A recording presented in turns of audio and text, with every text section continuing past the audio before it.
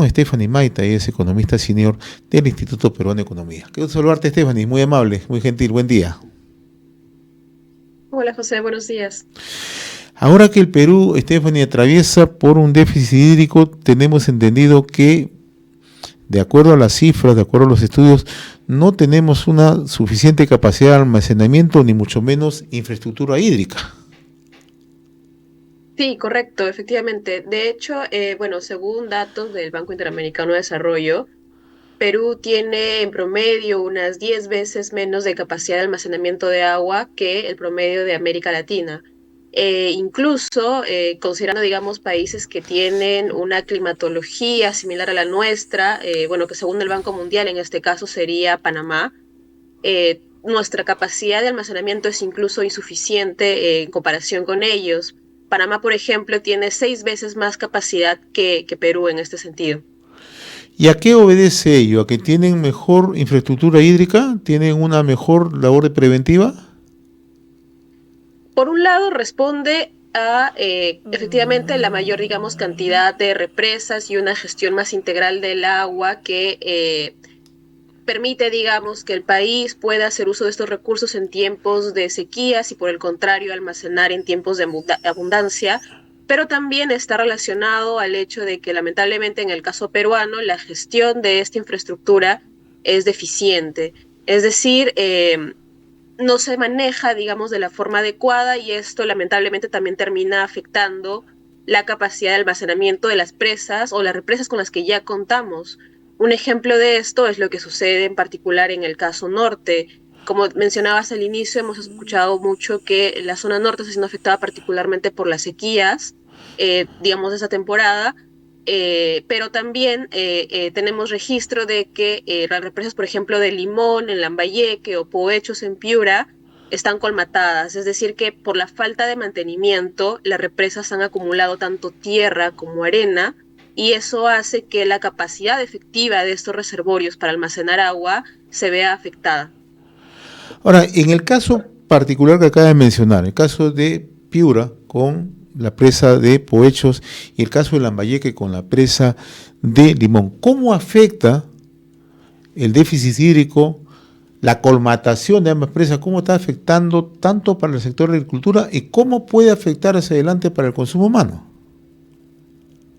Bueno, para empezar, la colmatación de estas represas lo que ha hecho en principio es reducir la capacidad de almacenamiento, como te mencionaba, en el caso particular de la presa Limón en Lambayeque, a consecuencia de esta colmatación, la capacidad de almacenamiento se redujo a 1/3 y en el caso de Piura ha sido incluso mayor, se redujo a la mitad.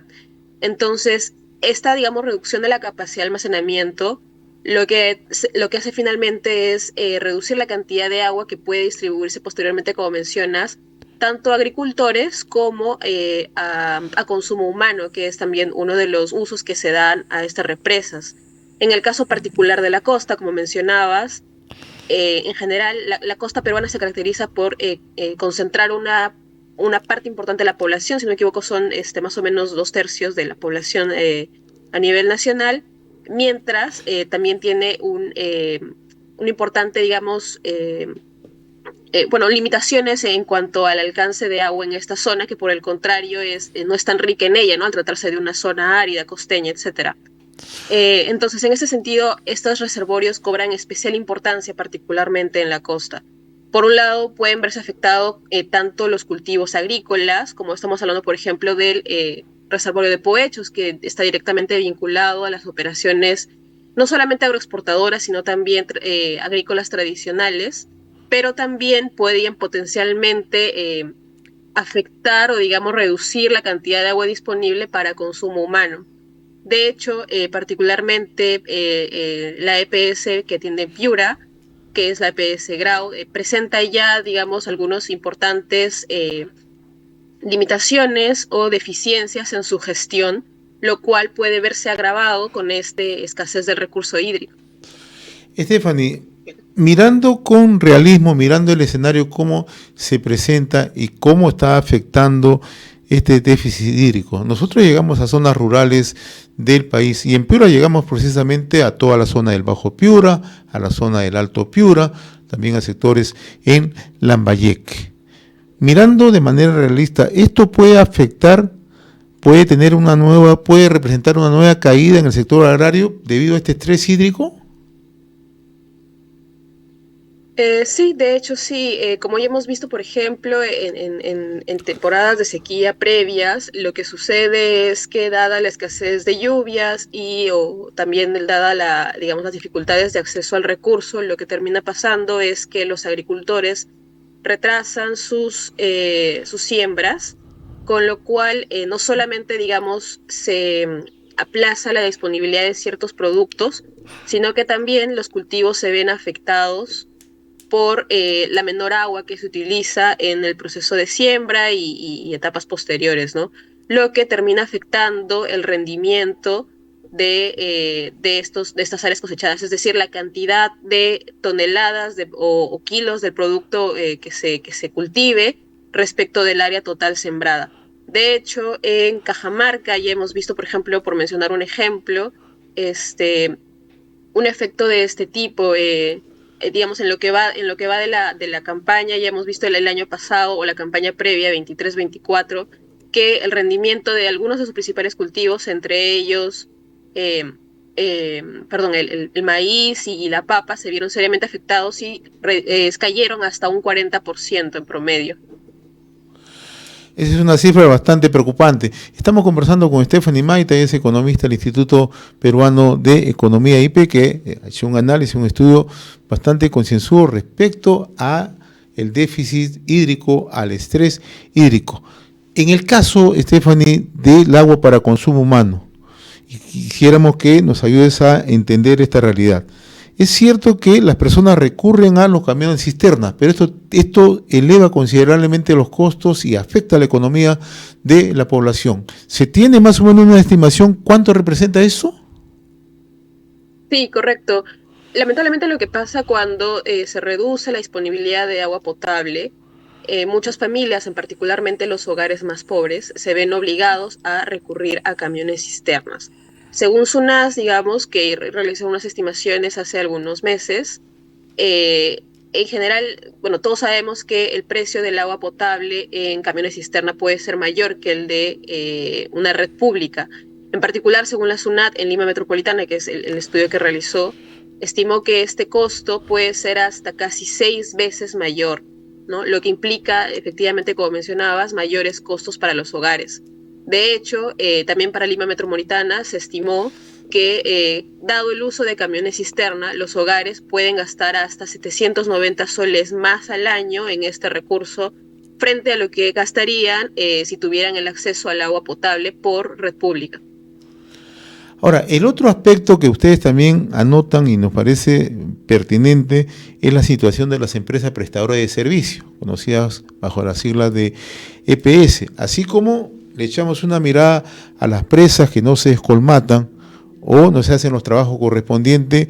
En el caso de las empresas prestadoras de agua y saneamiento, muchas de ellas operan en déficit. En el caso particular de Piura, la EPS está totalmente quebrada, colapsada. Sí, como mencionaba también al inicio, este problema se ve agravado por una gestión deficiente de las empresas públicas de agua y alcantarillado, como mencionas. En el caso particular de Piura, alrededor del 60%, un poco más del agua que se produce por esta EPS no es facturado. Es decir, que se pierde, digamos, en el camino entre la central de abastecimiento de agua y los usuarios finales, lo que nos da indicios de que existen, por un lado, o pueden existir, por un lado, roturas de las tuberías, o puede haber también algunas conexiones clandestinas de agua. Cabe resaltar, digamos, que este porcentaje de la producción que no es facturada es más del doble de lo que está, digamos, definido como un límite máximo legal por la SUNAS. Y este porcentaje puede ser incluso mayor en otras ciudades del norte del Perú, como por ejemplo es el caso de Tumbes, y también algo cercano en el caso de Lambayeque. Entonces la pregunta que se hace el ciudadano de a pie, Stephanie, ¿cómo es que se manejan, cómo es que se mantienen estas empresas. No tienen la capacidad justamente ni de manejar infraestructura nueva, moderna, ni mucho menos tener la capacidad de suministro diario. Bueno, lo que falta es, digamos, un trabajo más articulado por parte del Estado y también del sector privado para permitir que la gestión de estos recursos y de esas empresas, como mencionas, sea más eficiente. Lamentablemente, como te mencionaba también, Perú tiene un largo historial que data desde hace más de 2 décadas incluso, de no tener la capacidad necesaria para gestionar por su propia cuenta empresas, ¿no? Es decir, eh, incluso si vemos un poco más en los años recientes, Petroperú es un ejemplo claro de esto. En el caso particular de las CPS sucede lo mismo. Muchas de estas, además de operar en déficit, como mencionas, no logran incluso suministrar de forma regular el servicio de agua, además de las fallas que ya te comentaba. En el caso, por ejemplo, de Piura, de Lambayeque, de Tumbes, las CPS que operan en esta zona dan el servicio en promedio alrededor de unas 9 horas al día, que es una cifra incluso bastante por debajo del promedio nacional. Ahora, me hacen una pregunta desde Piura, donde nos están escuchando en estos momentos, referida al tema de las presas de Poechos fundamentalmente, ¿no? Y una de las preocupaciones es que, y ustedes también lo mencionan en el informe que han realizado, el poco avance para los trabajos de descolmatación o limpieza de los ríos y los canales, ¿no? ¿Esto cómo puede influenciar en la campaña agrícola si no se trabaja con celeridad, si no se le brinda atención del caso? Bueno, como mencionaba, la baja o la poca disponibilidad del recurso hídrico lo que termina haciendo es, por un lado, retrasando las siembras por parte de los agricultores, es decir, no sé si la campaña agrícola usualmente empieza en agosto y digamos concentra luego su producción hacia la segunda mitad o la primera mitad, perdón, del siguiente año. El retraso de estos cultivos va a ocasionar que la disponibilidad de algunos productos se aplace por también unos cuantos meses, digamos. Además de esto, el menor uso del agua termina afectando a las plantas en términos de su crecimiento, floración, entre otros, lo que termina reduciendo la cantidad producida por hectárea sembrada. A esto nosotros conocemos como rendimiento. En este caso, la menor disponibilidad de agua afecta seriamente el rendimiento de estos cultivos, con lo cual la producción, digamos, disponible después de la siembra, la cosecha, es bastante menor de lo que hubiera sido si se hubiera contado con los recursos necesarios para la siembra, entre otros. Y también hay un fuerte impacto directo en el empleo.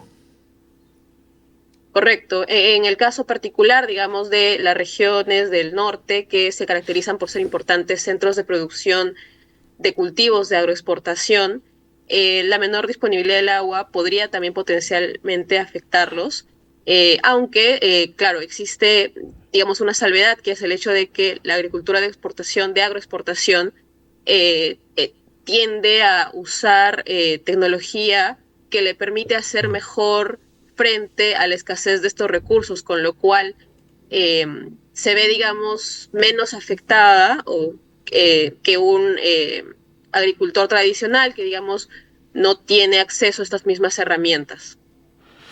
Muy bien, Stephanie Maita, economista senior del Instituto Peruano de Economía, IPE, muy reconocido por esta comunicación, muy amable, buen día, muy gentil. Gracias, José, hasta luego. Buen día, conversamos con Stephanie Maita, economista senior del Instituto Peruano de Economía.